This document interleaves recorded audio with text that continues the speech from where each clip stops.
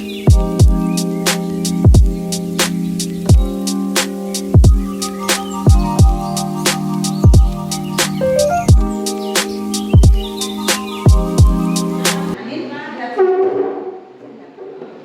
ini kita mau membuat keyakinan kelas yang harus diikuti. Iya, yang pertama kita buat keyakinan kelas 1. Disiplin. Amin berangkat sekolahnya harus tepat waktu. Benar. Yang kedua itu Amin suka menolong nggak? Suka menolong? Suka. Amin harus suka menolong ya. Kita buat karyawan menolong. Yang ketiga itu Amin harus mau bersalaman dengan dia. Gimana salaman tuh gimana? Iya, bersalaman ini salah satu sifat hormat. Jadi sekarang Amin harus lebih hormat lagi. Saling dengan Burina, dengan sama dengan Bulia, gitu. Iya.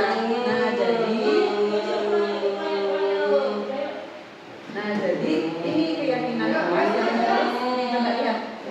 Ini keyakinan kelas yang harus kita yakini.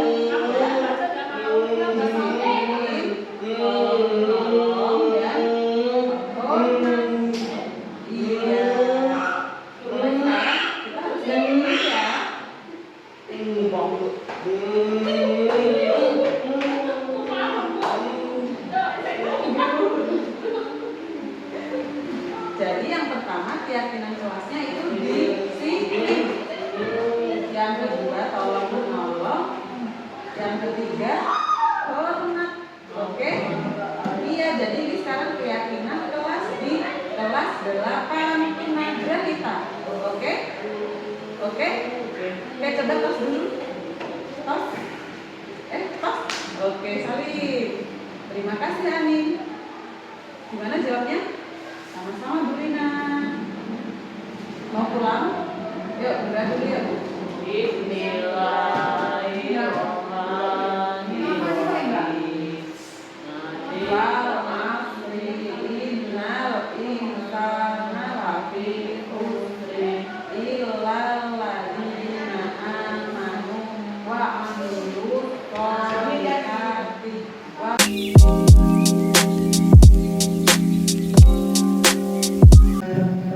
Assalamualaikum warahmatullahi wabarakatuh.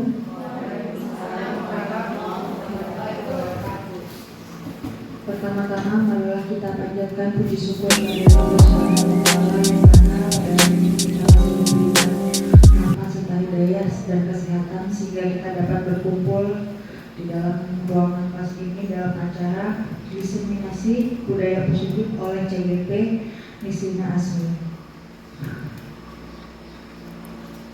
Salawat dan salam marilah kita sanjungkan kepada Nabi besar Muhammad Shallallahu Alaihi Wasallam yang selalu kita nantikan syafaatnya di yaumul akhir nanti. Amin ya rabbal alamin. Hari ini saya sebagai pembawa acara akan menyampaikan susunan acara kita. Yang pertama adalah pembukaan. Yang kedua adalah penyampaian materi oleh CGP Nisrina Asmi. Yang terakhir adalah penutup. Marilah kita buka acara hari ini dengan membaca basmalah. Bismillahirrahmanirrahim. Acara selanjutnya adalah penyampaian materi oleh CGP Nisrina Asmi. Kepada beliau Bismillahirrahmanirrahim. Assalamualaikum warahmatullahi wabarakatuh. Waalaikumsalam. Yang saya hormati Bapak Ibu Guru SLB Negeri Lampung Timur dan rekan-rekan semua yang sudah sangat membantu untuk kegiatan hari ini, yang alhamdulillah semua dalam keadaan sehat insya Allah. Sekali lagi saya mengucapkan terima kasih banyak kepada Bapak Ibu semua sudah menyempatkan untuk hadir dalam kegiatan diseminasi budaya positif calon guru penggerak angkatan 10 Kabupaten Lampung Timur. Baik, sebelumnya Di sini saya ingin langsung saja Bapak Ibu. Jadi di sini apa sih maksud dan tujuan dari kegiatan diseminasi budaya positif ini? Jadi sebelum kita memasuki materi pada hari ini, pada kegiatan calon guru penggerak itu kita mempelajari ada 3 paket modul. Modul 1, modul 2, modul 3. Satu modulnya itu untuk yang modul 1 itu ada 4 modul di dalamnya. Modul 1 ada modul 1.1, 1.2, 1.3, 1.4. Nah, yang akan saya sampaikan ini yang ada di modul 1.4 yaitu budaya positif. Begitu. Kegiatan ini adalah salah satu dari penugasan aksi nyata. Jadi setiap modulnya itu kita ada beberapa tugas yang di akhirnya itu tugasnya adalah aksi nyata. Nah, kenapa kemarin-kemarin kok tidak ada aksi nyatanya seperti ini? Karena kemarin-kemarin itu hanya sekedar tugasnya ya sekedar foto lah, maksudnya tidak ada dokumentasi berupa video atau menyampaikan langsung praktik baik seperti itu tidak ada. Nah, ini baru yang di modul 1.4 ini harus menyampaikan materi atau mendiseminasikan materi tentang budaya positif. Nah, jadi seperti itu Bapak Ibu. Misal ada pertanyaan atau bingung sebenarnya Miss Rina ini ngapain sih kok kayak gini-gini gitu. Jadi memang penugasannya seperti itu. Ini bukan dalam rangka saya menggurui Bapak Ibu ya. Tidak. Jadi di sini nanti belajar bersama dan yang akan saya sampaikan ini nanti kebanyakan itu teori semua. Jadi saya mohon arahan Bapak Ibu jikalau memang yang saya sampaikan ini kurang atau salah, jadi dibenarkan aja nggak apa-apa gitu. Karena memang di sini statusnya saya sedang belajar, bukan saya yang menggurui Bapak Ibu tidak, tapi di sini saya yang sedang belajar, saya yang sedang dinilai oleh Bapak Ibu di sini gitu. Baik, selanjutnya bisa langsung kita mulai materinya. Untuk membuka materi budaya positif yang pertama, ada beberapa pernyataan setuju atau tidak setuju. Yang pertama, hukuman dapat mendisiplinkan murid. Setuju atau tidak setuju Bapak Ibu? Hukuman dapat mendisiplinkan murid. Hukuman, kira-kira hukuman itu gimana? Hukuman itu apakah bisa positif, apakah bisa negatif? Bisa positif, bisa negatif. Kira-kira bisa mendisiplinkan murid nggak sih? Bisa. Oke, yang pertama hukuman dapat mendisiplinkan murid. Nanti ini akan kita kupas di dalam. Kemudian yang kedua, pemberian hukuman dengan hal positif seperti membaca atau membersihkan halaman sekolah dapat meningkatkan disiplin murid. Setuju? Setuju. Yang ketiga, memberi penghargaan dapat meningkatkan motivasi belajar anak. Setuju? Pemberian penghargaan? Setuju ya? Saya juga kalau dikasih penghargaan biasanya motivasinya meningkat. Yang keempat, guru sebaiknya menjadi seorang teman. Setuju? Oke, Pak Ahmad tidak setuju. Nanti kita coba lihat di dalam di materi selanjutnya. Jadi jawabannya setuju, setuju, setuju semua ya. Oke, coba selanjutnya. Pengertian dari budaya positif. Budaya positif merupakan perwujudan dari nilai-nilai keyakinan universal yang diterapkan di sekolah. Maksudnya nilai-nilai umum yang kita percayai ya, yang diterapkan di sekolah itu adalah budaya positif. Selanjutnya, nah ini yang saya jelaskan tadi. Konsep inti modul budaya positif. Jadi pada modul pertama CGP itu tentang Ki Hajar Dewantara. Pada modul pertama itu kami mempelajari mulai dari Ki Hajar Dewantara mendirikan sekolah hingga akhirnya sampai sekarang ini, maksudnya pendidikan berkembang sepesat ini. Kemudian di modul yang kedua kami mempelajari tentang nilai dan peran guru penggerak yang harus dimiliki oleh guru penggerak. Nah, yang modul ketiga itu tentang visi guru penggerak yang beberapa waktu lalu itu kita diskusi tentang visi. Nah, itu visi itu ada di modul yang ketiga. Baru ini modul yang ke 1.4 tentang budaya positif, di mana di dalamnya adalah materi-materi ini Bapak Ibu yang akan saya sampaikan pada hari ini, yang materinya sangat padat sekali dan luas sekali. Tapi di sini nanti akan saya coba untuk menyampaikan seringkas mungkin agar mudah dipahami bersama. Yang pertama ada disiplin positif. Yang kedua ada motivasi perilaku manusia. Yang ketiga keyakinan kelas atau keyakinan sekolah. Yang keempat kebutuhan dasar manusia. Yang kelima posisi kontrol seorang guru. Dan yang keenam segitiga restitusi. Dari yang akan saya sampaikan dari konsep inti modul ini, ada beberapa yang asing tidak menurut Bapak Ibu? Segitiga restitusi. Saya juga pertama mempelajarinya agak asing. Tapi selebihnya tidak terlalu asing ya. Insya Allah kita bisa mengikuti. Nah, ini saya ingin dipraktikkan oleh dua orang, bapak-bapak aja ya. Dua orang, minta tolong Pak Bahar sama Pak Erlang maju ke depan. Jadi ini adalah menyangkut dengan materi yang akan kita pelajari hari ini. Gak apa-apa, di sini aja berdua, biar jelas. Jadi kita akan mempraktikkan tentang cobalah buka. Ayo Pak, minta tolong ya Pak ya.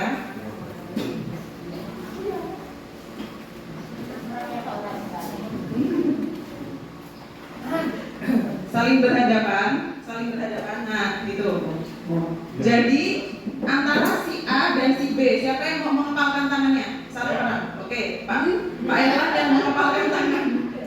Jadi di sini adalah Pak Erlang mengepalkan tangan, terus Pak Bahar boleh membujuk, menghardik, mengintimidasi, memarahi, menggoda, menggelitik, bahkan menawari Anda uang agar bersedia membuka kepalan tangan Anda. Satu aja namanya nggak apa-apa.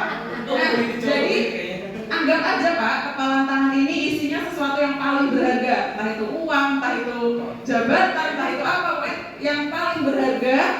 Jadi Pak Bahar di sini akan berusaha untuk membuka kepalan tangan itu dengan ini, boleh membujuk, menghardik, mengintimidasi, menggoda, menggelitik, memberikan uang, memarahi, terserah. Yang penting ojo dilukai ya Pak.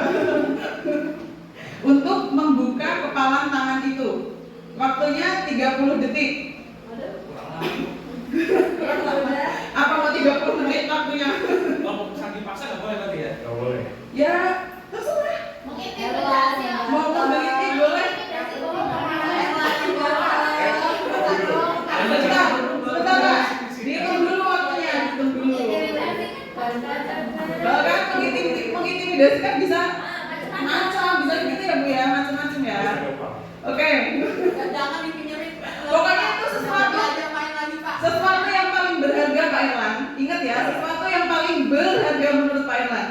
Entah itu dianggap sebagai ibu atau apa terserah. Oke, 1, 2, 3. Buka nggak? Duit dulu. Baru mau. Nggak ada jawaban lagi nanti. Boleh.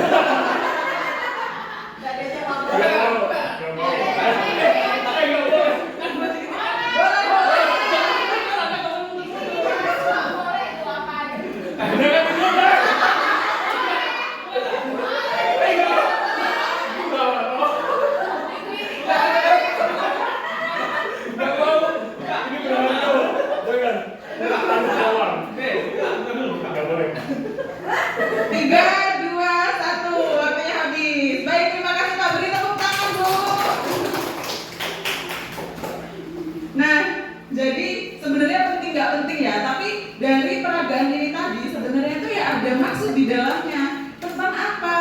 Yaitu tentang kontrol Bapak Ibu. Nah, jadi ayo kita jawab pertanyaan yang ada di sini. Apakah A atau B membuka kepalan tangan Anda? Mengapa? Apa alasannya membuka kepalan tangan? Tadi Pak Erlang membuka kepalan tangan tidak? Enggak. Tidak. Alasannya apa Pak? Mempertahankan. Mempertahankan kepemilikan ya. Oke, kemudian yang kedua, masih sama sih pertanyaan, apakah A atau B menutup kepala tangan? Mengapa alasan tetap menutup kepala tangan? Sudah terjawab. Dalam kegiatan ini sesungguhnya siapa yang memegang kendali atau kontrol untuk membuka atau menutup kepala tangan? Siapa yang memegang kendali? Pak Erlan atau Pak Bahar? Saya. Ya, jawabannya yang memegang kendali adalah ya Pak Erlan sendiri, si A yang mengepalkan tangan, begitu. Nah sekarang apa sih hubungannya? Nah ini kita mulai masuk nih ke teori kontrol oleh Dr. William Glasser. Waktu di kuliah kita ketemu materi ini nggak ya Bu ya? Saya juga agak lupa. Jadi teori kontrol oleh William Glasser ini ada 4 ilusi. Yang pertama, ilusi guru mengontrol murid. Yang kedua, ilusi bahwa semua penguatan positif itu efektif dan bermanfaat. Yang ketiga, ilusi bahwa kritik dan membuat orang merasa bersalah itu dapat menguatkan karakter. Kemudian yang keempat, ilusi bahwa orang dewasa itu memiliki hak untuk memaksa. Ada yang mudah nggak? Ada yang bisa menjelaskan untuk yang pertama, ilusi guru mengontrol murid itu maksudnya seperti apa? Siapa tahu ada yang mau menjelaskan juga? Kalau dia ke selanjutnya.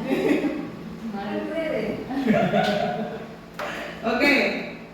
Jadi yang pertama, ilusi guru mengontrol murid. Maksudnya itu biasanya kita di sekolah kan yang terlihat tuh guru mengontrol murid. Ya Bu ya, biasanya seperti itu ya. Guru mengontrol murid. Benar, sebenarnya benar guru itu mengontrol murid. Tapi ketika murid bisa dikontrol oleh guru, itu sebenarnya karena dia sedang mengizinkan dirinya untuk dikontrol kita. Begitu. Nah, ada saatnya ketika mereka nggak mau dikontrol, ya susah. Itu pas mereka susah ya karena mereka ingin, ya saya tuh nggak mau dikontrol gitu loh. Saya aku pengennya ya kayak gini, nggak usah ngatur-ngatur. Nah gitu. Kemudian guru juga itu bentuk kontrol yang kita berikan itu kadang juga memang menjadi kebutuhan dia. Itu saat dia menerima. Jadi memang mau dikontrol karena kontrol dari kita itu memang yang sedang dia butuhkan. Begitu. Itu yang pertama, yaitu ilusi guru mengontrol murid. Nah yang kedua, untuk ilusi guru mengontrol murid ada yang dipertanyakan? Sudah? Nah yang kedua, ilusi bahwa semua penguatan positif itu efektif dan bermanfaat. Maksudnya kita anggap penguatan positif itu biasanya gimana ya penguatan positif? Seperti apa contohnya? Bagus. Itu apa namanya Bu? Kita anggap penguatan positif misalnya seperti bujukan ya, kita membujuk. Ilusi bahwa semua penguatan positif itu efektif dan bermanfaat. Jadi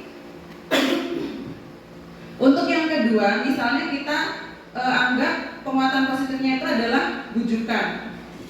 Bujukan itu adalah sebuah kontrol, ya. Jadi bujukan ini dimaksudkan biasanya kita membujukkan untuk mempengaruhi anak tuh biar mau masuk kelas, misalnya seperti Zahra itu kadang-kadang susah.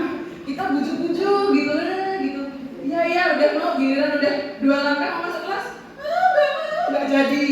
Nah jadi pas dia mau itu dia memang pas lagi tidak sadar sehingga dia mudah terkontrol oleh guru gitu. Terus pas dia nggak mau itu berarti dia tuh sadar kalau aku dikontrol gitu. Terus akhirnya dia nggak jadi karena dia menyadari bahwa aku sudah terkontrol gitu, makanya dia berhenti. Nah jadi seperti itu contohnya ilusi bahwa semua penguatan positif itu efektif dan bermanfaat.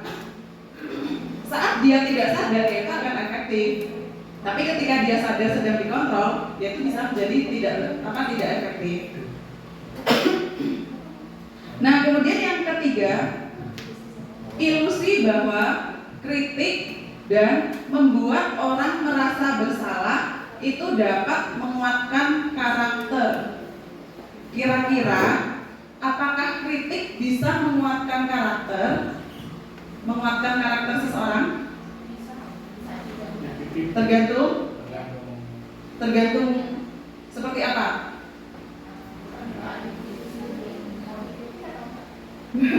Ya benar, memang tergantung dengan orangnya itu ya, Mia.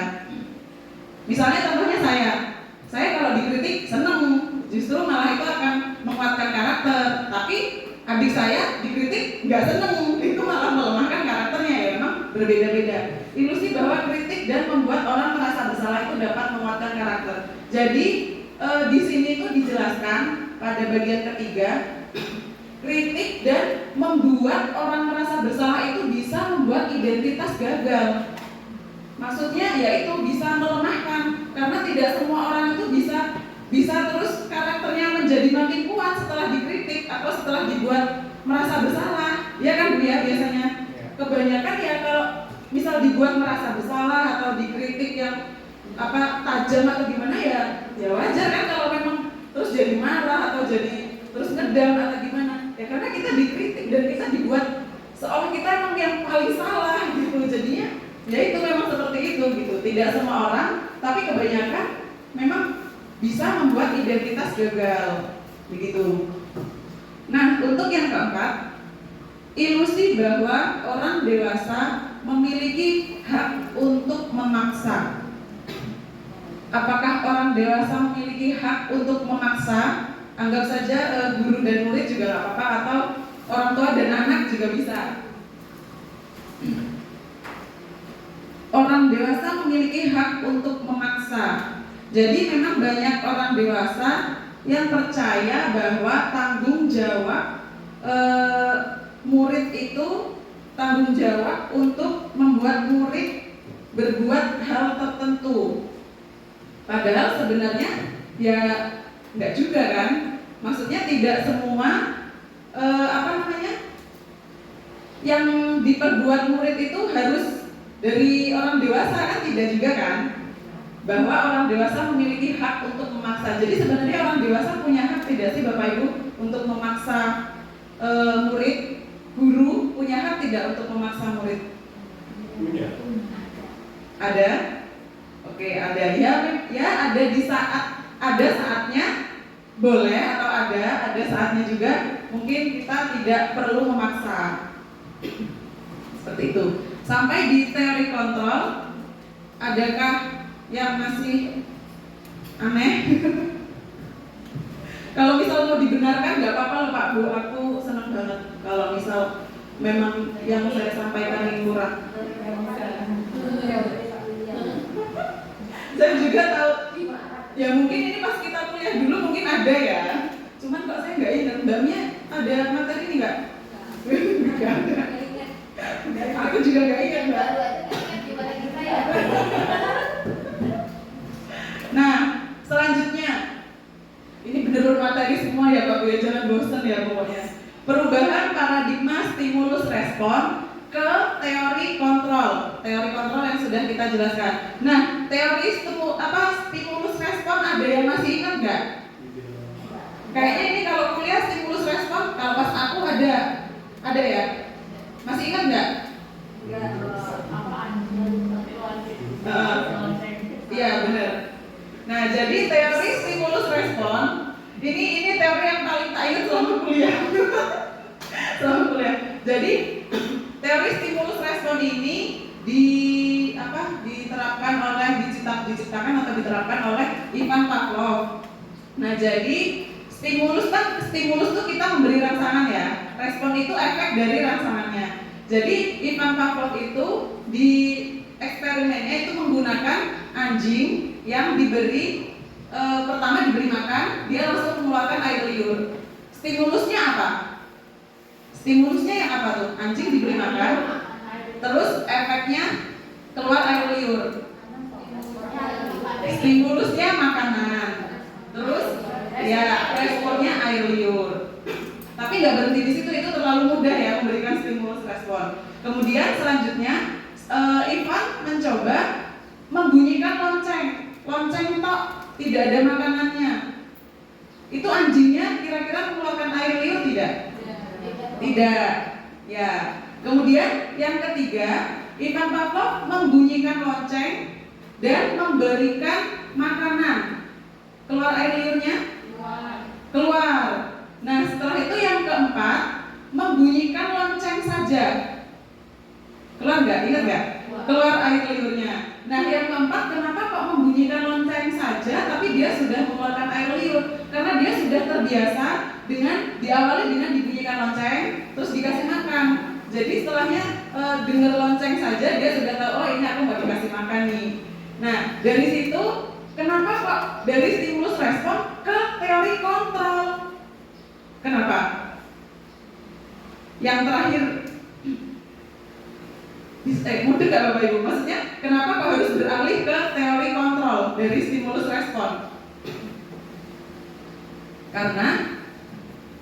Karena pada teori stimulus respon itu bisa dibilang itu kita yang dikontrol, bukan kita yang mengontrol. Ya kan, anjingnya dikontrol banget kan dengan tuannya, dikasih pokoknya manut banget lah, dengerin lonceng langsung berangkat aja gitu, karena dia tahu kalau dia mau makan. Tapi di teori kontrol itu tidak seperti itu. Kalau aku belum lapar, ya aku nggak akan makan gitu. Nah, sekarang kita kupas satu-satu. Yang pada teori stimulus respon, kita mencoba mengubah orang agar berpandangan sama dengan kita. Sedangkan teori kontrol itu kita berusaha memahami pandangan orang lain tentang dunia. Beda ya Bapak Ibu ya? Beda. Nah, selanjutnya yang kedua, perilaku buruk dilihat sebagai suatu kesalahan. Ini untuk stimulus respon. Sedangkan di teori kontrol, semua perilaku itu punya tujuan. Semua perilaku, baik itu perilaku buruk, perilaku baik, itu pasti ada tujuan di baliknya. Jadi kalau pada stimulus respon itu menganggap semua perilaku buruk itu sebuah kesalahan, kalau di teori kontrol itu kayak dilihat dulu loh, anak ini berbuat kesalahan tuh apa ya alasannya? Apa ya yang membuat dia seperti ini? Begitu. Nah, yang ketiga, orang lain bisa mengontrol saya. Nah, seperti Pavlov tadi. Kemudian untuk teori kontrol itu hanya saya yang bisa mengontrol diri saya. Ini perbedaannya sangat jauh ya Bapak Ibu. Nah, kemudian yang stimulus respon keempat, saya bisa mengontrol orang lain. Pada teori kontrol, saya tidak bisa mengontrol orang lain. Karena ya orang lain juga punya kontrol atas dirinya sendiri. Seperti Pak Barat sama Pak Era tadi ya, tidak bisa mengontrol orang lain. Nah, yang kelima, pemaksaan ada pada saat bujukan gagal. Kira-kira kita pernah seperti itu tidak? Saat kita membujuk gagal, akhirnya maksa. Ayo toh, gitu. Ya pernah Pak. Itu berarti salah satu dari teori stimulus respon Bu. Itu pasti pernah ya, pemaksaan ada pada saat bujukan gagal. Sedangkan pada teori kontrol, kolaborasi dan konsensus menciptakan pilihan-pilihan baru. Intinya ya diobrolin dulu untuk menciptakan pilihan-pilihan baru. Mau masuk nggak? Yuk coba bla bla bla gitu. Ada risol ya. Ada risol, ada ondel-ondel, ayo masuk yuk. Kemudian yang terakhir, model berpikir menang atau kalah. Sedangkan pada teori kontrol itu berpikirnya itu menang, ya cuma menang gitu. Tidak ada kalah. Ada yang mengganjal tentang stimulus respon dan teori kontrol?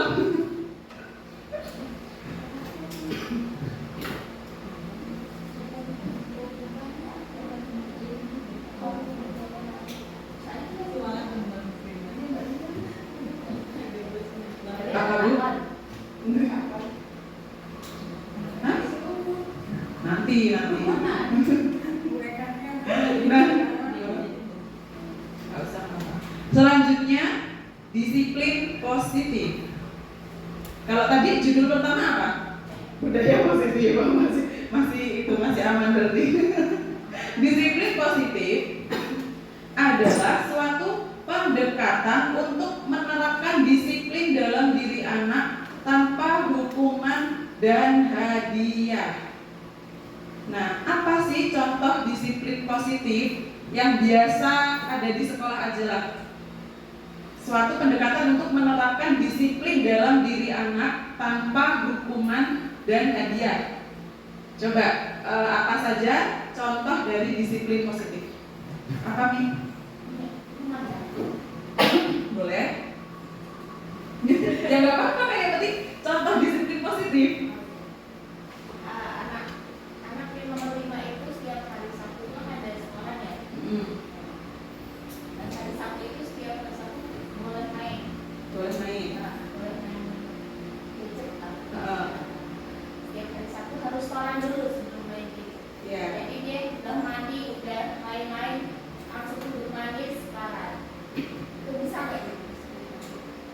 Bisa, karena itu tanpa hukuman dan hadiah. Tapi itu termasuk hadiah bukan? Iya. Hadiah bukan. Hadiah Tapi itu. itu hanya untuk mendisiplinkan anak ya, karena kami kan hanya hari Sabtu saja. Iya. Itu bisa aja sih masuk ya, disiplin positif. Bisa. Boleh. Coba yang lainnya ada lagi? Misalnya di sekolahan itu berangkat pada waktunya itu termasuk disiplin yang tidak mendapat hadiah atau apa namanya tanpa hukuman. Membiasakan berangkat pagi. Membiasakan berangkat pagi. Sekolah.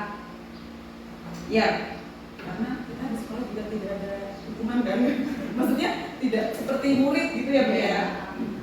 Ya, bisa, boleh. Tadi apa nih? Pulang sekolah gitu kayak naruh tas sepatu di tempatnya itu tanpa sudah ngomong.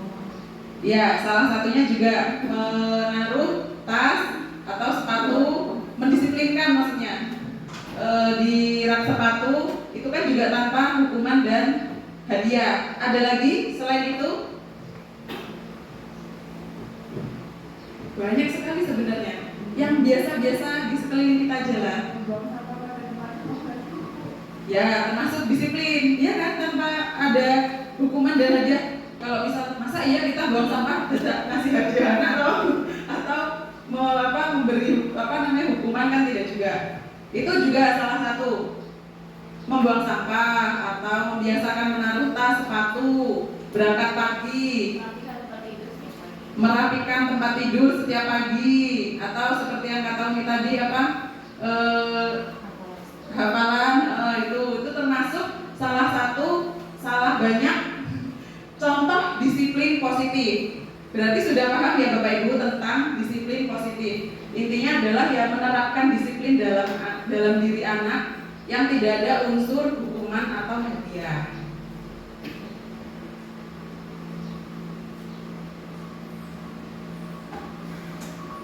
Nilai-nilai kebajikan. Nilai-nilai kebajikan adalah sifat-sifat positif manusia yang merupakan tujuan mulia yang ingin dicapai setiap individu.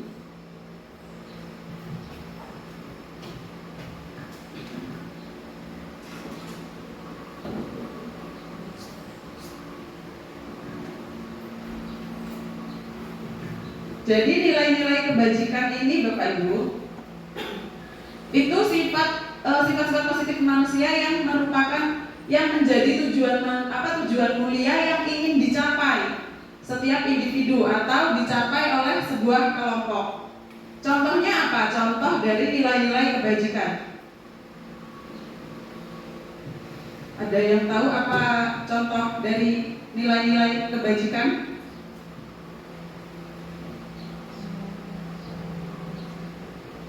Contohnya adalah profil pelajar Pancasila. Jadi di modul yang saya pelajari ini sebenarnya contohnya banyak. Contoh yang nilai-nilai kebajikan. Tapi yang paling mudah yang ini saja, yang biasa dengan keseharian kita. Ya, kita nyanyi dulu yuk profil pelajar Pancasila. Tahu kan lagunya? jangan lupa.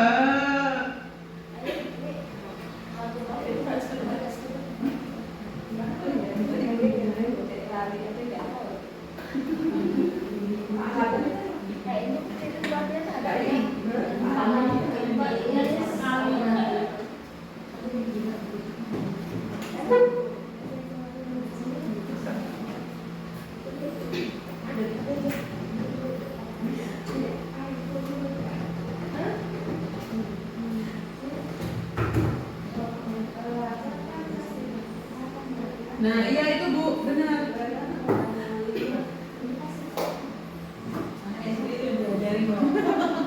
Anak-anak tempat dulu nanya kayak gitu Bu.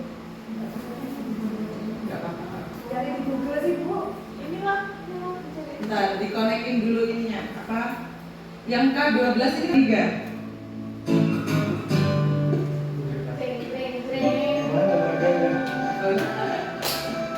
Boleh sambil tepuk tangan.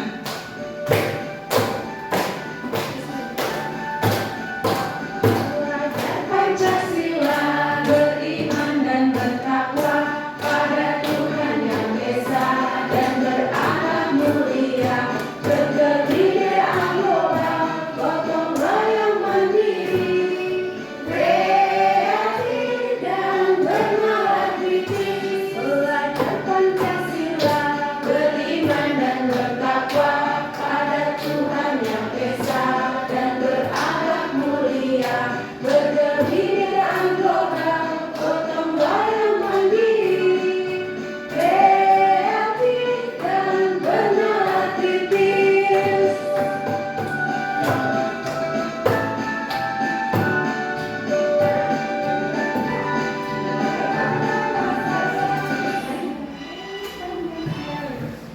Nah, jadi nilai-nilai kebajikan itu contohnya ya profil pelajar Pancasila.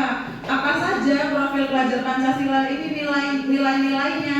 Yaitu tadi beriman dan bertakwa. Kok benar? Ya.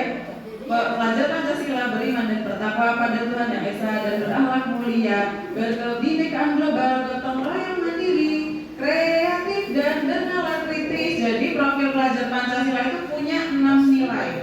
Nilai-nilai kebajikan. Sebenarnya contohnya masih banyak, cuma contohnya itu dari berbagai instansi yang kita asing. Jadi lebih baik saya berikan contoh profil pelajar Pancasila ini, bahwa ini adalah salah satu contoh nilai-nilai kebajikan.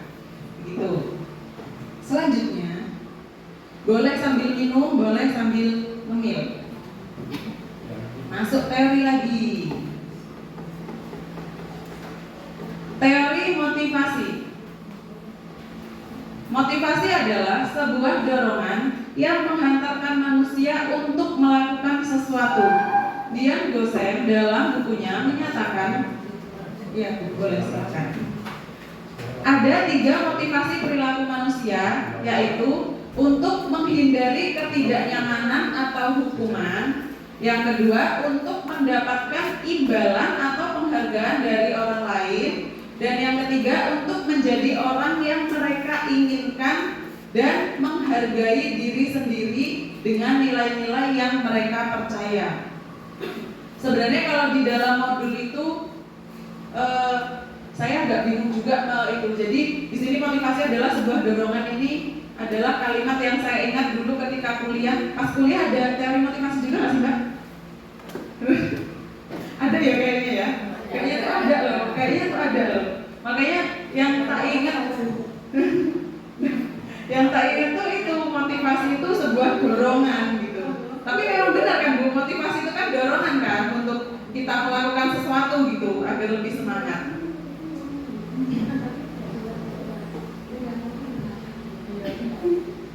Teori motivasi perilaku manusia. Jadi ada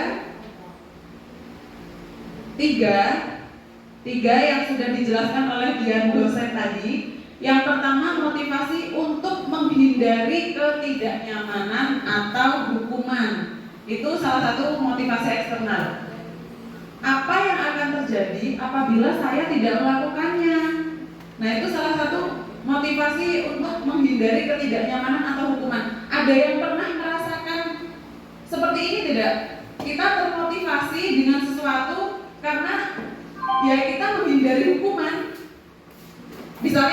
misalnya kalau misal nggak ikut seminar Bu Rislina kok dengan loh kayak gitu, itu kan jadi kita termotivasi mau nggak mau kita terdorong untuk ikut kan, karena kita takut akan sebuah hukuman atau ketidaknyamanan begitu. Nah selanjutnya yang kedua, untuk mendapatkan imbalan dari orang lain atau institusi, ini juga merupakan salah satu dari motivasi eksternal. Apa yang akan saya dapatkan apabila saya melakukannya?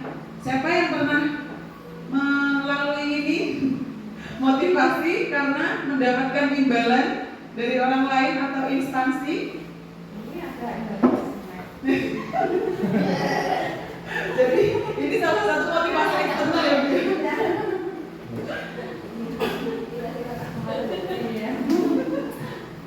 Banyak sekali ya contoh motivasi untuk mendapatkan imbalan dari orang lain. Ya kalau seperti anak-anak kecil tuh kebanyakan seperti itu kan, termotivasi karena ada iming-iming atau ada hadiah atau ada imbalan. Kok jangankan anak kecil, orang kita yang dewasa saja seperti itu kadang-kadang, begitu kadang-kadang ya Bapak Ibu, tidak selalu. Nah, yang ketiga yaitu motivasi untuk menghargai diri sendiri.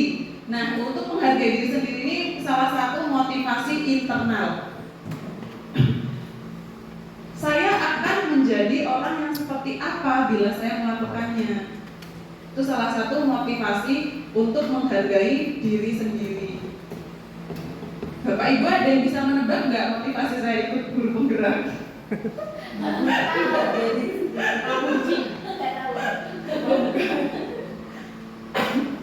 Salah satu motivasi saya mengikuti calon guru penggerak itu ya karena ya gimana ya, tapi kalau misal dibilang untuk yang pertama saya tidak mendapatkan hukuman kalau saya tidak mengikuti. Kalau misal yang kedua saya juga tidak mendapatkan imbalan apapun, sekalipun dari suami saya atau dari orang tua saya, ya terserah ikut aja, saya juga nggak dikasih hadiah gitu. Untuk yang ketiga, untuk menghargai diri sendiri, ya mungkin lebih tepatnya yang ketiga ya, untuk menghargai diri sendiri. Walaupun udah daftar 3 kali, baru lolos yang di ketiga kalinya.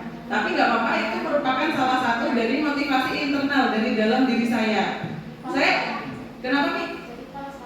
Nah, itu baru tak bahas. Saya tidak ada niatan untuk berharap suatu saat kedepannya menjadi, mohon maaf kepala sekolah, akan jadi seperti apa sekolah ini kalau kepalanya seperti ini. Yang saya kalau motivasi yang saya rasakan tuh lebih ke belajar lagi.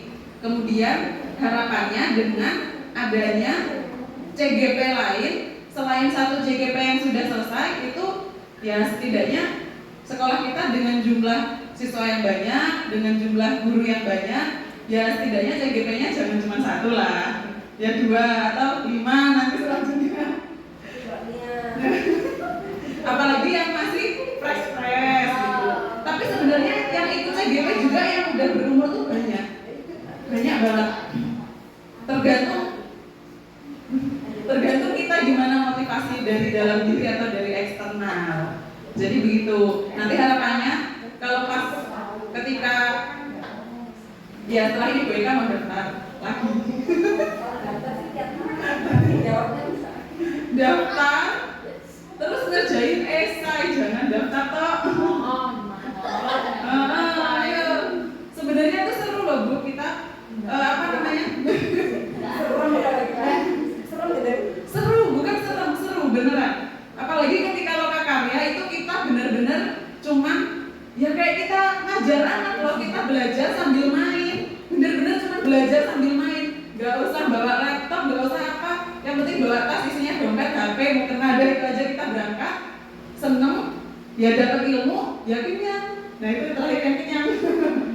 Itu jadi sebenarnya tidak sekaku dan seseram itu sebenarnya, tapi mungkin karena saya orangnya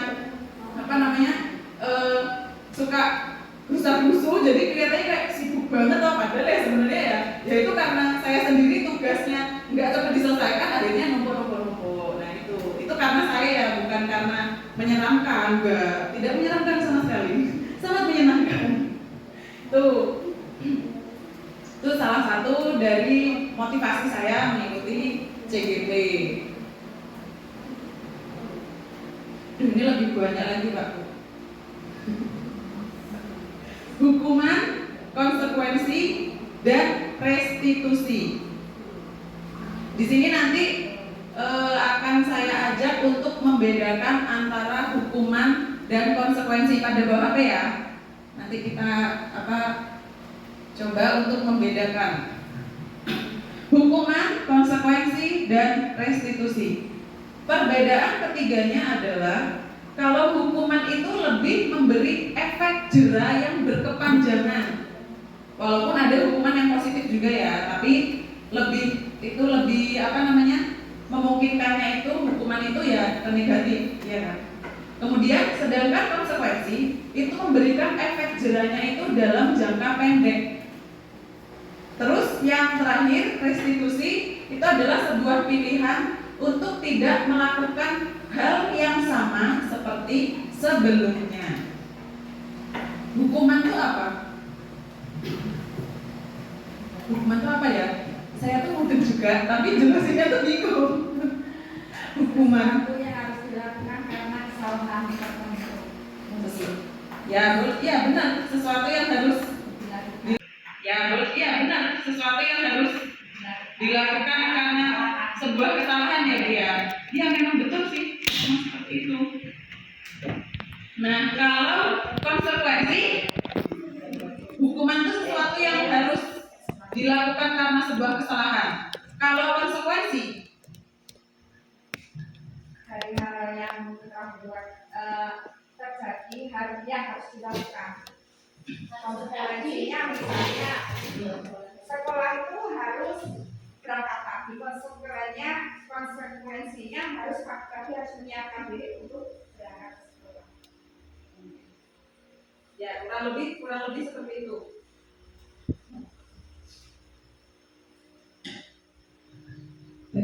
Ya konsekuensi. Makasih Pak, mati. Habis paling Bu. Konsekuensi kurang lebih ya benar seperti itu. Sama-sama memberikan hukuman. Tapi kenapa kok memberikan efek jerahnya dalam jangka pendek? Karena konsekuensi itu biasanya ada setelah adanya kesepakatan. Misalnya antara guru dan murid. Kita bersama aja ya. Benar ya?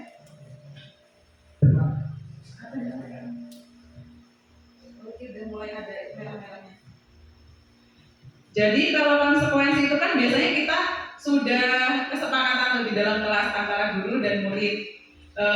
Kalau anak-anak ada yang tidak meletakkan tas di cantolan, konsekuensinya apa anak-anak? Gitu. Menghapus papan tulis Bu. Nah jadi untuk anak yang nggak naruh tas di cantolan ya dia harus melakukan hukuman itu, sebuah konsekuensi di mana sudah ada kesepakatan antara guru dan murid menghapus papan tulis. Tapi itu efeknya nggak akan panjang, kayaknya anak juga tidak akan dendam-dendam banget ya Bu ya dengan gurunya, maksudnya tidak akan menyesal juga gitu karena memang beda dengan hukuman. Sedangkan kalau hukuman itu memang efeknya sangat panjang efeknya untuk hukuman. Sedangkan restitusi ini kita berkomunikasi dengan anak, kita membuat sebuah pilihan. Intinya ginilah. Jadi kalau sudah seperti ini gimana gitu. Jadi dikomunikasikan, itu restitusi. Nah, ini ada tabel yang isinya sangat banyak sekali. Ada hukuman, konsekuensi, dan restitusi. Hukuman itu, hasil dari hukuman itu akan menciptakan identitas gagal. Sedangkan hasil dari konsekuensi dan restitusi itu akan menciptakan identitas sukses. Restitusi dan konsekuensi itu salah satu dari disiplin, sikap disiplin. Untuk yang hukuman, itu sesuatu yang menyakitkan harus terjadi. Hukuman itu biasanya seperti apa? Yang di sekolah aja lah. Tapi kalau di sekolah kita SLB memang bukan jarang, tidak ada ya hukuman yang mungkin tidak nggak sesering kalau di sekolah reguler ya Kalau sekolah reguler kan hukuman ada yang apa? Hormat gitian bendera atau lari lapangan berapa puluh kali, berdiri dan push up, itu banyak sekali ya. Tapi sedangkan kita di SLB kan sangat minim tuh yang namanya hukuman, apa juga yang mau dihukum gitu. Sedangkan untuk konsekuensi itu sesuatu harus terjadi karena sudah adanya kesepakatan tadi. Sedangkan restitusi itu merupakan pilihan. Nah, yang kedua, hukuman itu tidak nyaman untuk murid atau anak untuk jangka waktu panjang. Terkadang ada anak yang setelah dihukum terus ya merasa dendam. Kalau dulu zaman saya sekolah ada tuh teman saya yang seperti itu.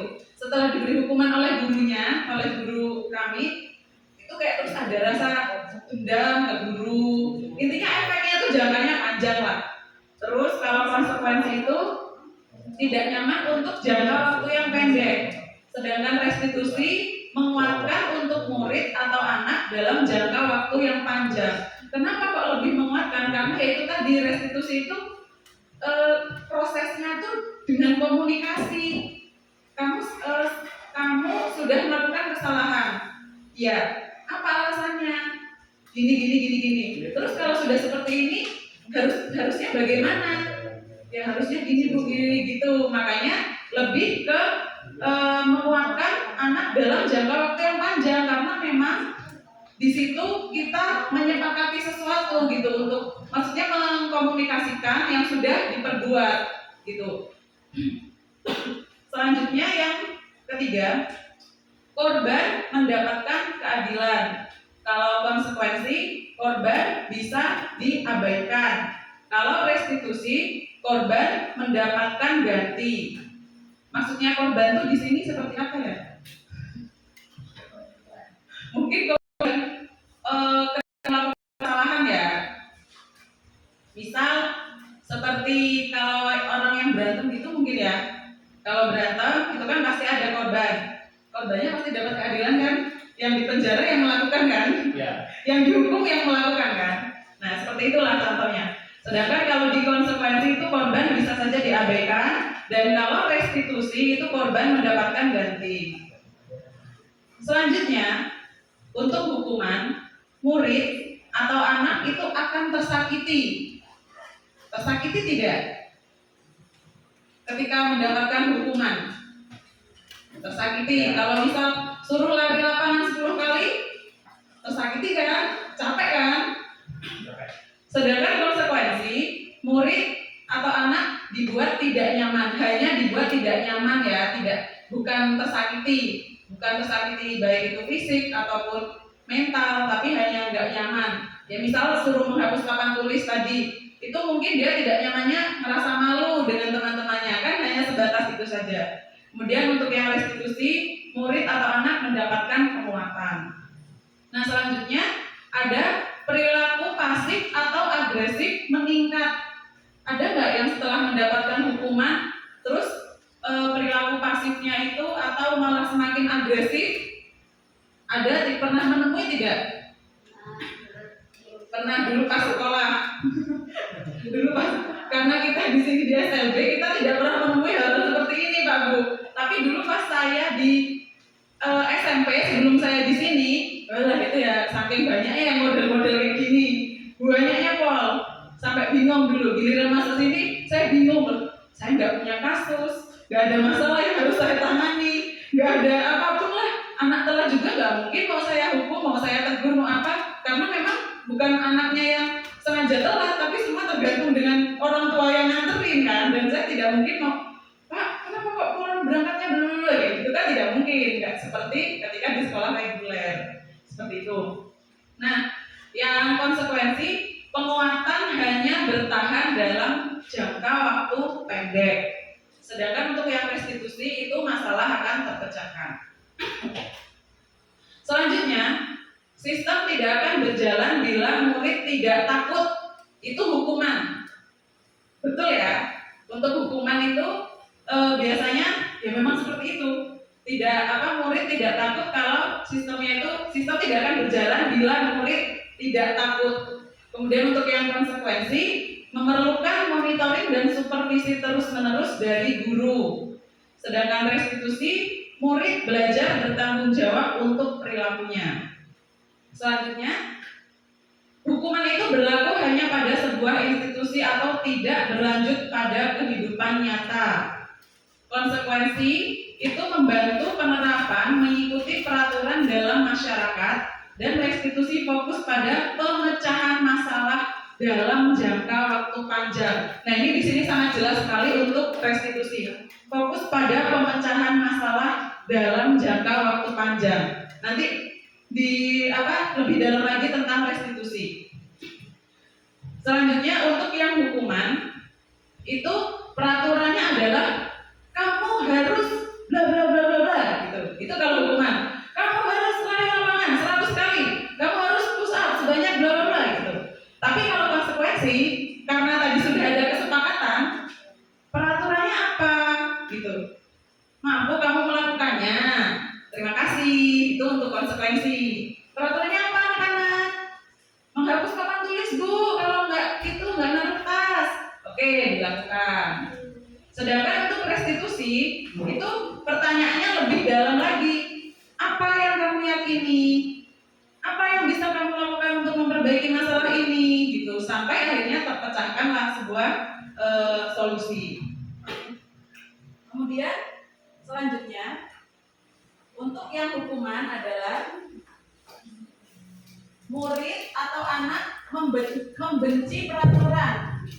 Sedangkan konsekuensi, murid atau anak menghormati peraturan.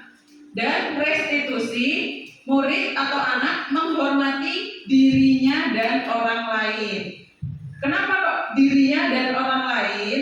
Misalnya, saya berantem dengan Bu Elis misalnya. Setelah itu, kan yang salah saya nih. Akhirnya saya dipanggil lah oleh Bu Wiwi, kemudian melakukan restitusi itu, proses restitusi. Nah, dalam komunikasi yang dilakukan Bu Wiwi ke saya itu nanti akan menciptakan hormat saya ke orang lain juga gitu loh. Jadi tidak yang membenci atau menghormati peraturan itu enggak, tapi dari komunikasi yang terjadi itu tadi, di situ terciptalah hormat kita ke orang lain. Jadi kita memikirkan sudut pandang lain gitu loh. Kok kamu gitu? Coba kamu bayangin kalau dia kamu gituin terus nanti gimana? Coba kalau ini kamu gituin terus nanti gimana gitu. Nah, itu salah satu contoh. Sekarang kita siapkan HP, kita lakukan kuis. Jadi ada 5 soal yang harus Bapak Ibu jawab tentang, bukan soal deh, pernyataan dan konsekuensi.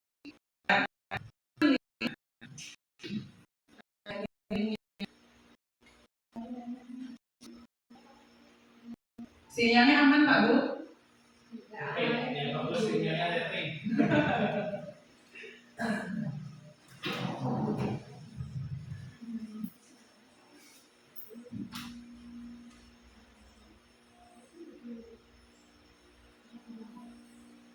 Kayaknya yang nggak aman malah sinyalku ini. Baru aman.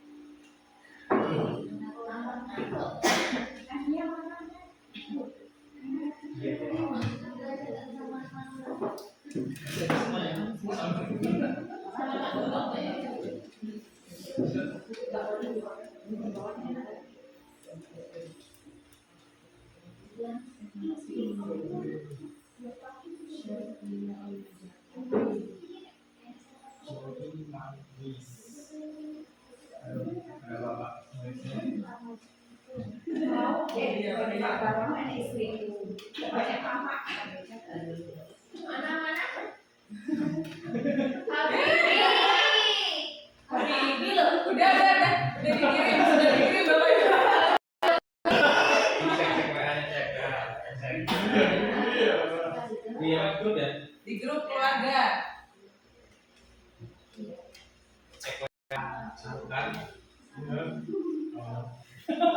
Pak Bar itu udah ganti HP Pak Bar?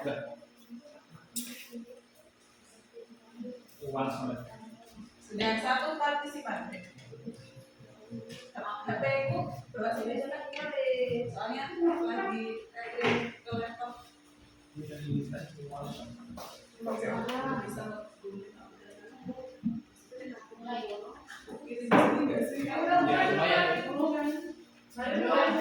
Nanti ngisi absen ya.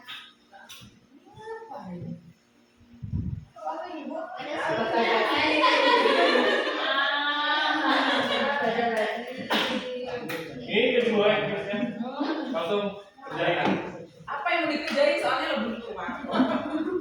Belum keluar kan soalnya aku nggak bisa. Apa udah? Belum. Ini udah dimulai.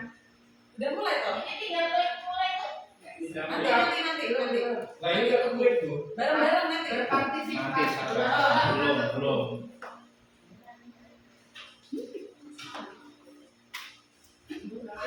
Berarti kayak itu yang masuk. Untuk membedakan biar makin mantap antara konsekuensi dan hukuman. Masih 3 290183 Bu Lia, Pak Irwan. Siapa itu ya? Mami tuh. Aku. Oh, Mulai. 29. Mulai.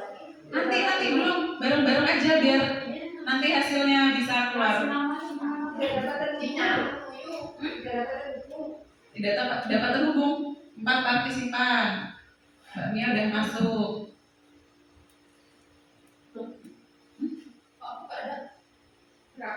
Sudah masuk tapi udah.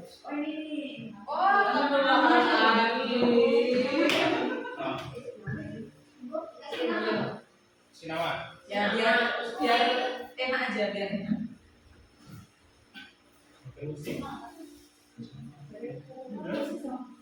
Dari Itu sinyal. Umi. Bisa diganti ya itunya. Miminya. Oh, kan ada tuh namanya. Ulang. Udah ya, coba saya start. Udah gini ya kan? Udah yuk kita mulai aja. Ini waktunya cuma 10 detik per soal pernyataan.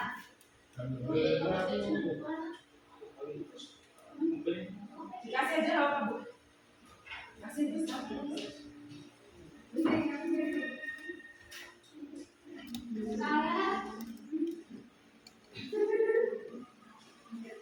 Ya, benar.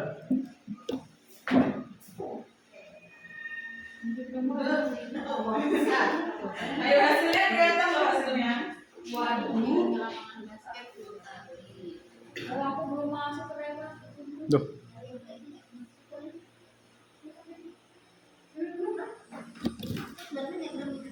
Nah.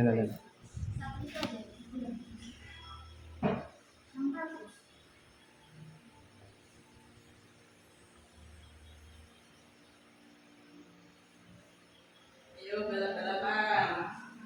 Ayo. Udah selesai. Oh, Bu Lia duluan.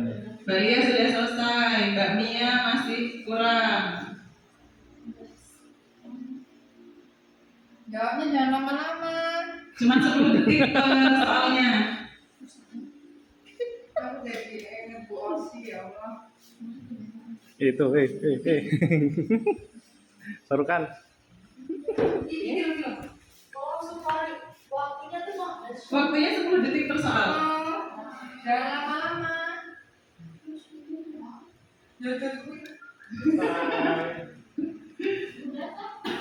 Sudah cuma. Banyak Pak Erna udah, Umi udah semua ya. salah 2, salah 1.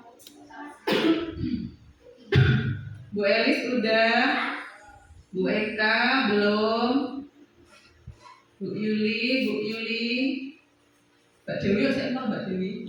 Oh udah toh. Oh pakai nama lain ya? Di atas nama itu. Oh iya di atas lagi. Oh yang tadi nggak jadi ya, yang 290183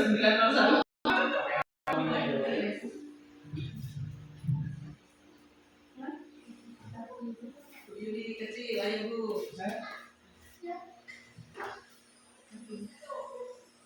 Anak suci menjadi Oh emang gitu ya, langsung urutannya ya.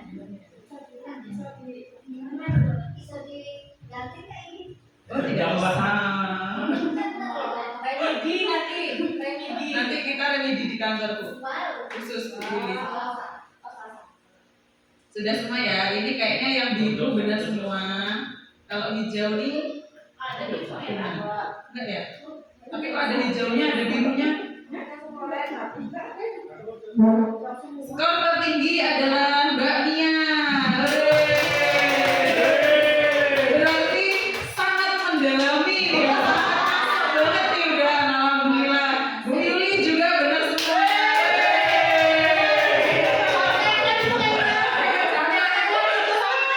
Alhamdulillah menyala Besti.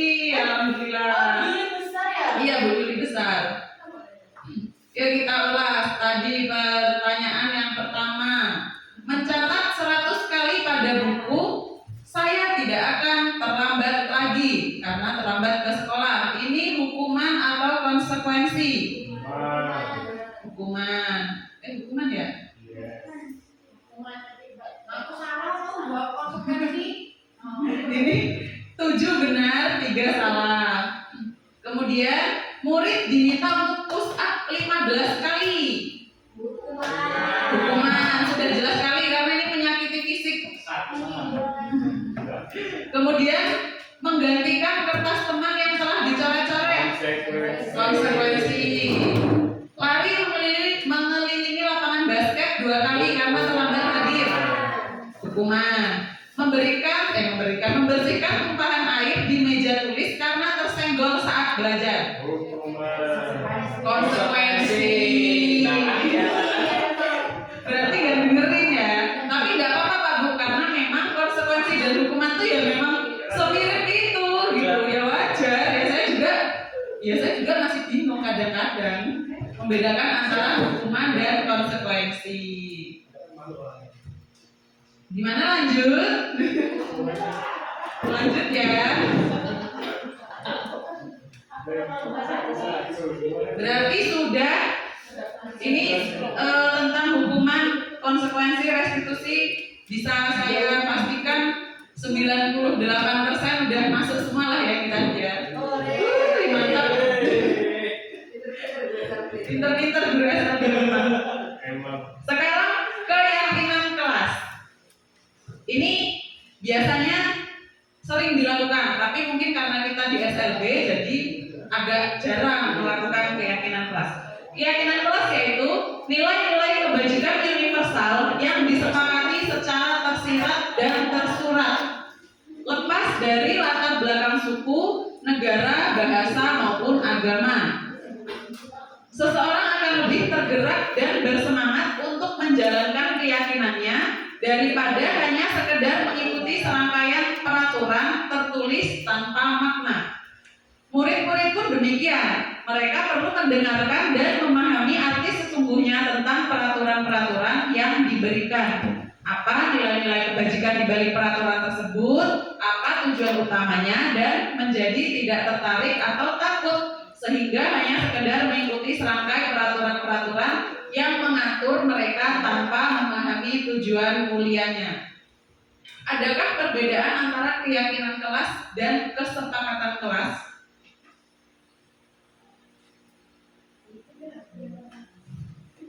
Sebenarnya tuh hampir sama. Nih, saya agak fokus dengan kesepakatan kelas yang ada di kelas ini. Benar, ini kesepakatan kelas seperti ini. Siswa harus hadir di kelas tepat pada waktunya, menjaga kebersihan kelas dan sekolah, berpakaian rapi sesuai aturan sekolah dan lain sebagainya. Kalau keyakinan kelas itu sebenarnya sama aja. Itu adalah keyakinan kelas itu juga hasil dari kesepakatan kelas antara guru dan murid. Tapi yang membedakan itu pada kalimatnya. Misal yang ini, siswa harus hadir di kelas tepat pada waktunya. Untuk keyakinan kelas itu lebih dipersingkat lagi. Kira-kira apa? Lebih dipersingkat yang dia sifatnya itu bukan aturan. Nah, hadir tepat waktu atau disiplin. Nah, gitu. Jadi contohnya seperti itu. Kalau kesepakatan kelas itu memang dia lebih seperti bahasanya itu masih seperti aturan. Sedangkan kalau keyakinan kelas itu lebih ringkas, hadir tepat waktu. Nah, hadir tepat waktu itu bukan aturan kan? Jadi itu sebuah keyakinan yang kita yakini bahwa kita harus hadir tepat waktu. Mudeng ya Bapak Ibu, maksudnya tentang keyakinan kelas. Sebenarnya segampang itu, tapi kalimatnya harus sebanyak ini. Prosedur membuat keyakinan kelas. Ini kemarin saya ada tentang tugas membuat keyakinan kelas. Jadi tugas aksi nyatanya ini selain seminar itu juga membuat keyakinan kelas. Tapi karena kemarin itu saya tugas keyakinan kelas itu loh yang mengajak Amin sama Alvan. Yang video itu. Tapi di luar dugaan sekali itu hasilnya. Prosedur membuat keyakinan kelas. Yang pertama, siswa menulis keyakinan kelas yang mereka inginkan. Jadi pertama semuanya nulis dulu yang diinginkan apa. Kemudian guru dan siswa mengulas yang sudah dituliskan. Kemudian yang ketiga, guru dan siswa memilah keyakinan kelas mana yang penting, yang harus lebih harus didahulukan gitu. Nah, yang keempat, mengubah keyakinan kelas menjadi kalimat positif. Nah, ini yang saya maksud tadi. Mengubah keyakinan kelas menjadi kalimat positif. Baru yang terakhir, menyepakati keyakinan kelas. Nah, jadi seperti itu. Sebenarnya tuh keyakinan kelas ataupun keyakinan sekolah itu sama saja Bapak Ibu. Jadi kita bisa saja nih sesama guru, kepala dan para gurunya itu membuat keyakinan sekolah itu juga bisa. Yang bisa kita yakini selama kita di sekolah, misalnya itu yang satu disiplin misalnya. Terus yang kedua tolong menolong. Yang ketiga menghormati. Nah, itu bisa menjadi sebuah keyakinan. Kalau di kelas kan paling ya itu disiplin, terus gotong royong begitu. Selanjutnya ini gambarnya luber sekali. Itu gambarnya kita lagi rapat. Nah, ini ada kebutuhan dasar manusia. Kita fokus ke kebutuhan dasar manusia dulu. Yang pertama ada kebutuhan dasar bertahan hidup. Yang kedua kasih sayang dan rasa diterima.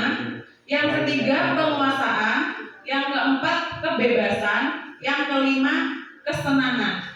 Kenapa sih kok guru tidak belajar kebutuhan dasar manusia? Kenapa? Alasannya kenapa Pak Bu? Kok kita sebagai guru harus mempelajari kebutuhan dasar manusia? Kenapa? Karena apa Pak Irwan? Ngomong yang kenceng dong Pak, kayaknya tak dengar. Karena mendidik manusia. Hah? Karena mendidik manusia. Mendidik manusia, ya benar. Murid kita manusia kan? Nah itu. Jadi alasannya kenapa kalau kita harus mempelajari kebutuhan dasar manusia, dengan kita tahu kebutuhan dasar manusia ini sebenarnya juga kebutuhan kita sendiri kok. Jadi kita bisa tahu caranya menyelesaikan atau mengatasi saat ada masalah, misalnya atau saat ada hambatan pada murid kita. Kenapa kok murid kita kelakuannya kayak gini ya? Kenapa kok Anin suka ngambil kain flanel di ruang keterampilan? Kira-kira kenapa? Ada yang tahu? Pak Ketut tahu. Pak Ketut tunjuk tangan. Nah, jadi seperti itu alasan kita belajar tentang kebutuhan dasar manusia, agar kita tuh tahu sebenarnya ada alasan apa sih dibalik perilaku seseorang. Nah, ini ada video yang bisa Bapak Ibu simak tentang kebutuhan dasar manusia.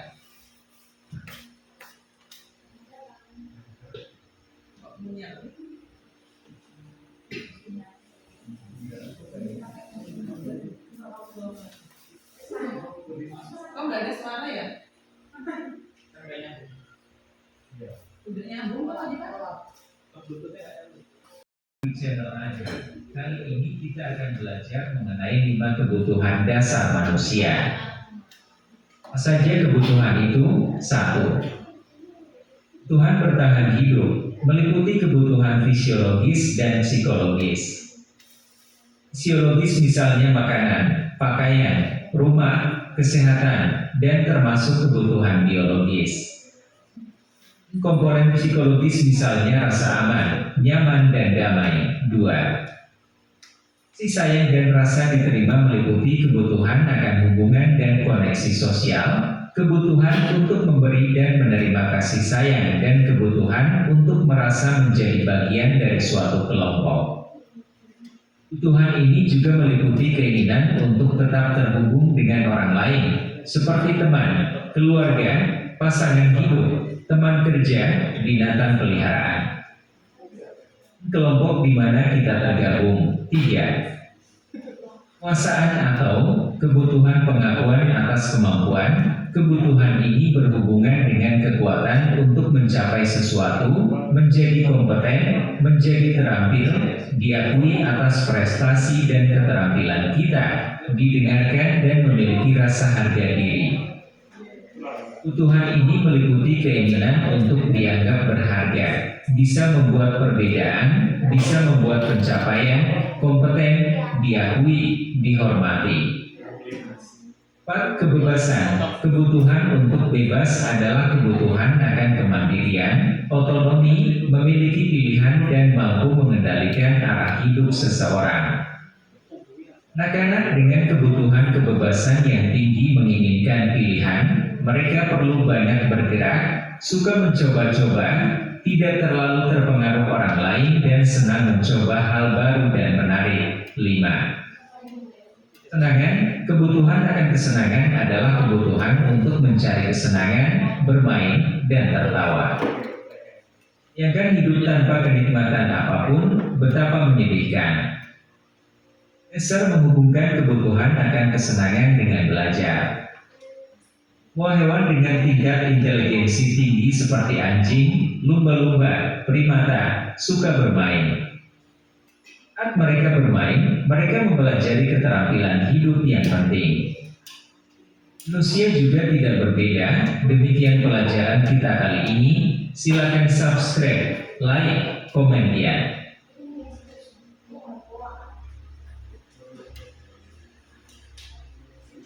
Jadi itu tadi penjelasan tentang kebutuhan dasar manusia. Ada kebutuhan bertahan hidup, kasih sayang dan rasa diterima, penguasaan, kebebasan, dan kesenangan. Saat ada perilaku yang mungkin biasa dilakukan anak-anak, perilaku-perilaku yang kurang baik, itu biasanya ada kebutuhan dasar yang belum terpenuhi. Misal, saya sebagai murid, tiba-tiba saya ngambil nuggetnya Bu Rere di dalam kotak makan siangnya. Itu kira-kira kebutuhan dasar apa yang belum terpenuhi? Perilaku saya tiba-tiba ngambil nugget, itu berarti kayak nyolong ya bahasa kasarnya, karena tidak minta izin. Kebutuhan apa? Bertahan hidup karena lapar. Ya kan, karena saya kebutuhan bertahan hidupnya itu tidak terpenuhi, saya lapar, akhirnya saya berperilaku yang kurang baik, berperilaku negatif. Nah, jadi itu alasan kita mempelajari kebutuhan dasar manusia, agar kita bisa tahu kira-kira kenapa sih kok siapa Mulan berperilaku seperti ini, apa kebutuhan dasar yang belum terpenuhi begitu. Bisa lebih dari satu kebutuhan dasar yang tidak terpenuhi, tidak selalu satu, tapi bisa lebih dari satu. Oke, untuk kebutuhan dasar sudah oke? Oke, selanjutnya 5 posisi kontrol guru. Ini juga penting.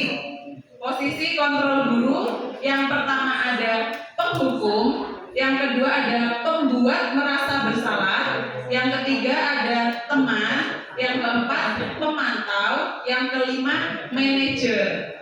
Yang pertama, posisi kontrol guru sebagai penghukum itu biasanya menggunakan nada yang nadanya tinggi, marah, melotot.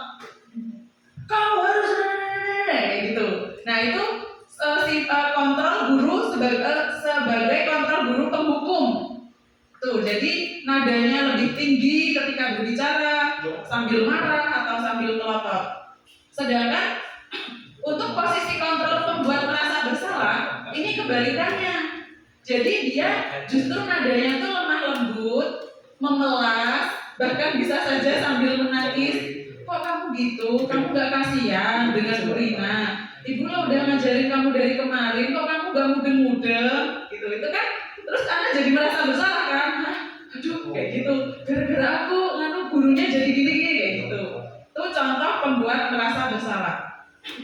Kalau posisi kontrol sebagai teman, ini lebih enjoy lagi. Ngomongnya ketika memberikan masukan atau memberikan apa itu seperti teman sendiri sambil bercanda, lebih santai gitu. Kemudian suaranya nggak yang keras, nggak yang mendayu-dayu, ya biasa.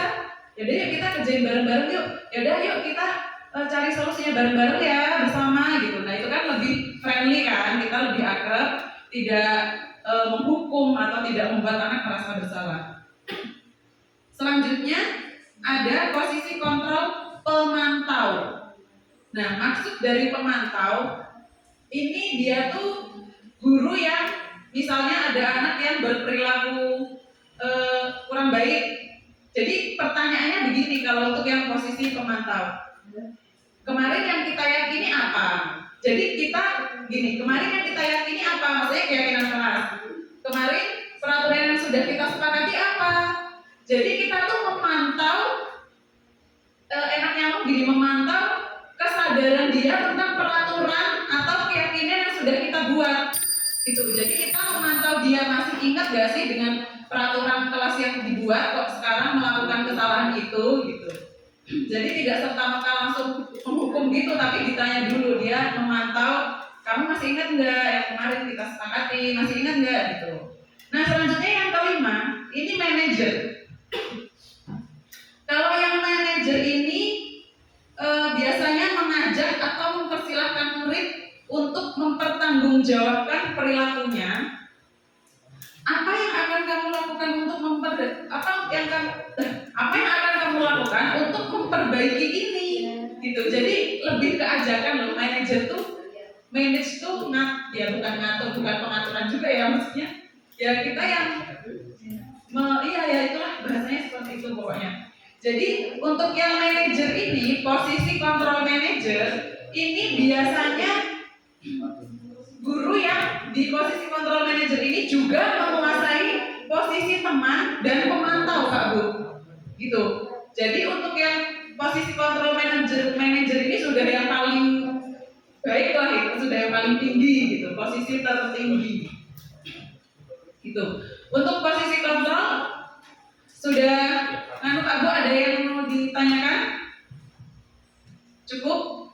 Ini insya Allah yang terakhir nih. Yang terakhir tentang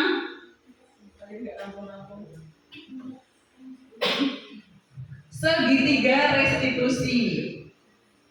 Segitiga restitusi adalah suatu proses dialog yang dijalankan guru atau orang tua agar dapat menghasilkan murid yang mandiri dan bertanggung jawab. Jadi segitiga restitusi ini maksudnya segitiga gini. Yang pertama tahapnya ada menstabilkan identitas, yang kedua validasi kebutuhan, yang ketiga menanyakan keyakinan. Ini prosesnya selalu seperti ini. Pertama menstabilkan identitas, terus validasi, baru menanyakan keyakinan. Nggak bisa dibolak-balik.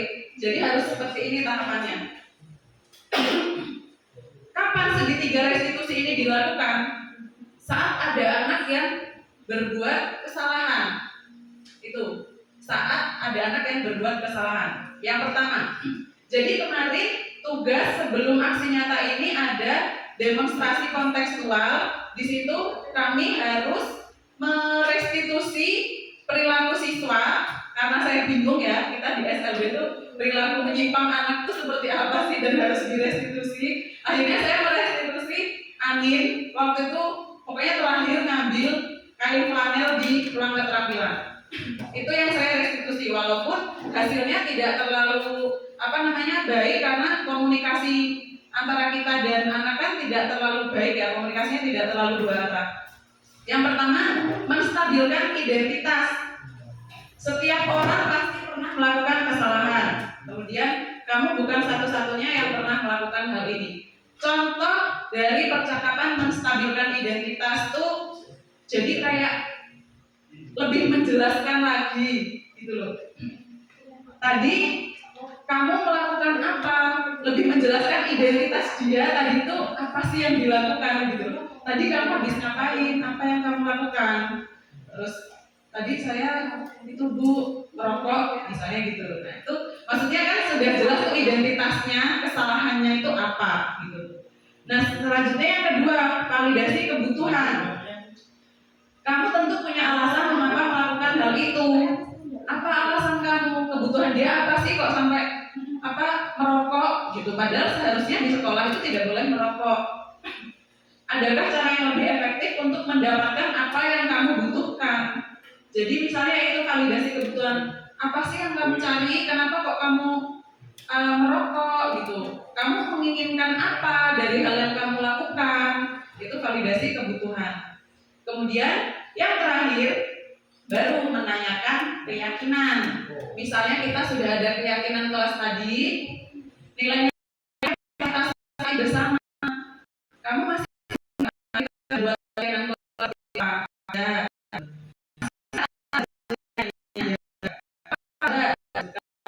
Terus kamu ingin menjadi orang seperti apa? Dari hal yang kamu lakukan ini memang kamu mau jadi orang seperti apa sih? Apakah baik? Gitu. Terus sekarang apa yang harus kita lakukan? Solusinya bagaimana? Konsekuensinya apa? Hukumannya apa? Kamu harus bisa menerima itu ya. Intinya gitu. Jadi yang pertama menstabilkan dulu identitasnya, kita validasi kebutuhannya apa, baru yang terakhir menanyakan keyakinan. Ini adalah tahapan dari restitusi. Ada yang sudah pernah melakukan restitusi Pak Bu? Tidak, saya juga tidak pernah. Saya pernahnya hanya sekali waktu ada tugas gitu. Sudah selesai, alhamdulillah. Nah, sebelum refleksi, nanti saya ingin ada refleksi, maksudnya refleksinya hanya refleksi perasaan Bapak Bu, bukan refleksi materi, hanya perasaan. Sebelum saya akhiri penyampaian materi ini, adakah pertanyaan?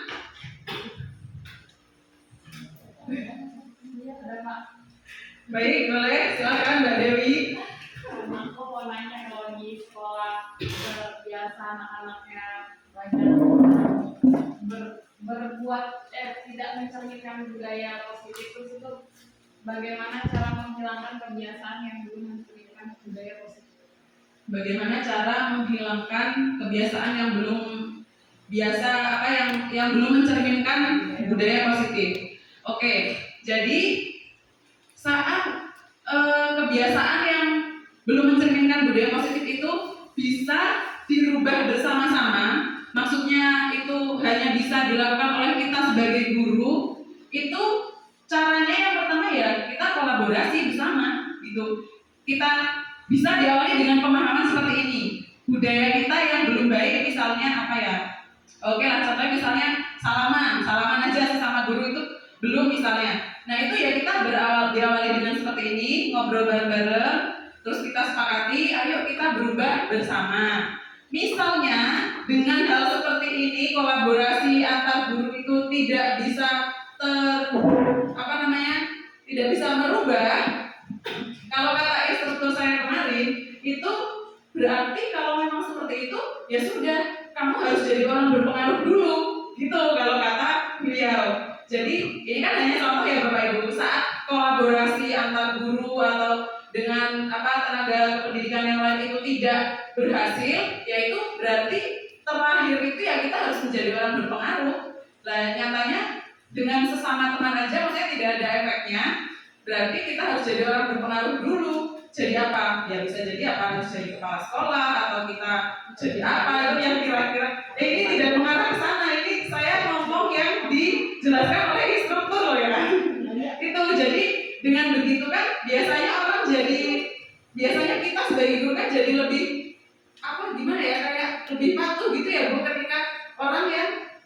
jenjangnya lebih tinggi daripada kita, yang jabatannya lebih tinggi daripada kita gitu. Atau harus jadi bupati dulu, ya kan? Kita baru bisa menerima. Nah, jadi seperti itu penjelasannya. Jadi diawali dengan kolaborasi, tapi sebenarnya budaya positif itu bisa saja sih, yang penting kolaborasinya itu baik. Dan itu kalau guru berkolaborasi dengan baik, itu sudah lebih dari cukup. Gitu. Ada lagi? Baik, Bu Lilia, silakan. Di sini saya akan menanyakan tentang segitiga restitusi tadi ya. Apakah ada perbedaan atau persamaan antara segitiga restitusi dan proses bimbingan dan konseling? Perbedaan antara segitiga restitusi dan proses bimbingan dan konseling. Sebelumnya Bapak Ibu ada yang pernah tahu nggak proses bimbingan dan konseling itu gimana? Maksudnya proses ketika ada anak bermasalah.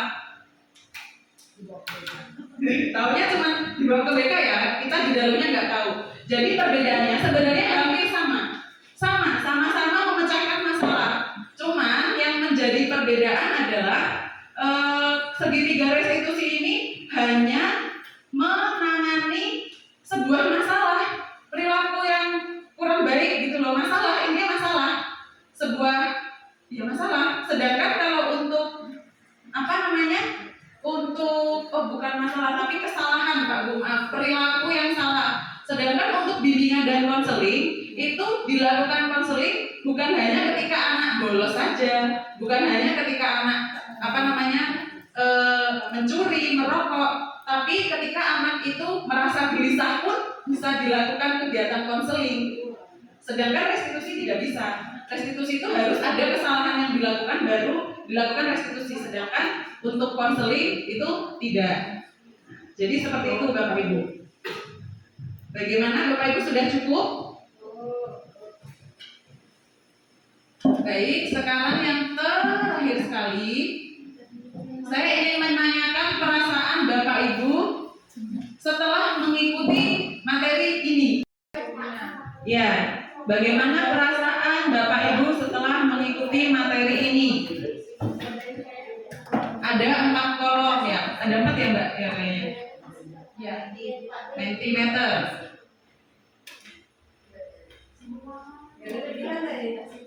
Enggak, tidak pilihan Bu. Bagaimana perasaannya aja Bu, jelaskan. Jengkel itu juga nggak apa-apa Bu, tulis aja. Nanti responnya masuk di sini. Gimana Bu?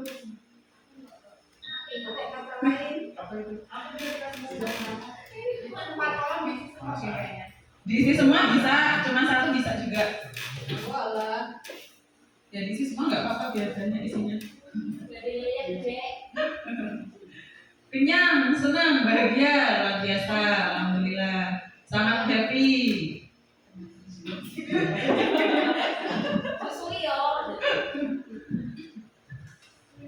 Sangat senang. Oh banyak banget. Apa ini? Speechless. Speechless apa? Oh ya, mudah-mudahan. Senang banget. Ini semoga speechlessnya tuh speechless mudeng. Biar setidaknya keluar dari sini nanti ada itulah.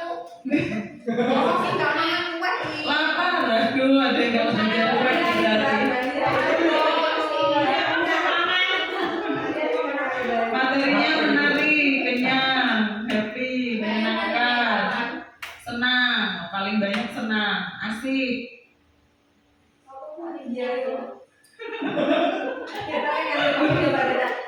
Loh, harus bahagia loh Bu.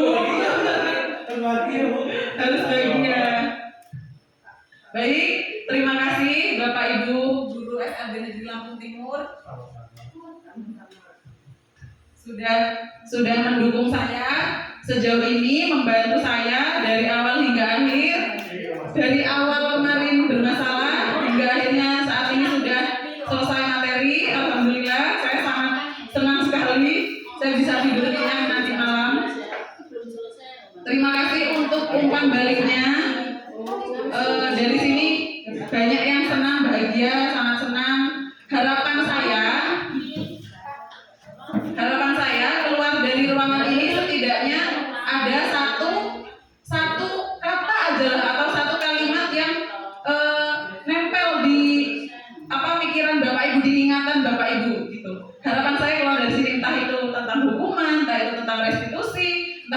tentang konsekuensi, entah itu tentang posisi kontrol atau teori-teori yang tadi, yang mulak tadi ya.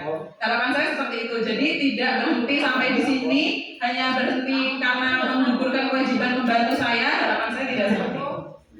Baik, Bapak Ibu, saya akhiri. Saya ucapkan terima kasih. Wabillahi taufiq wal hidayah. Wassalamualaikum warahmatullahi wabarakatuh.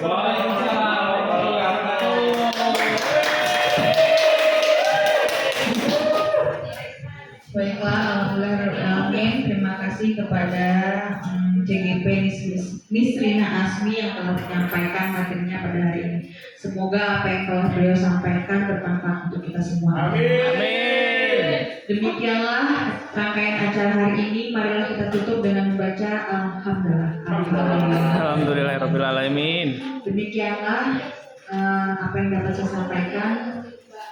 Saya akhiri. Wabillahi taufiq wal hidayah. Wassalamualaikum warahmatullahi wabarakatuh. Waalaikumsalam warahmatullahi wabarakatuh.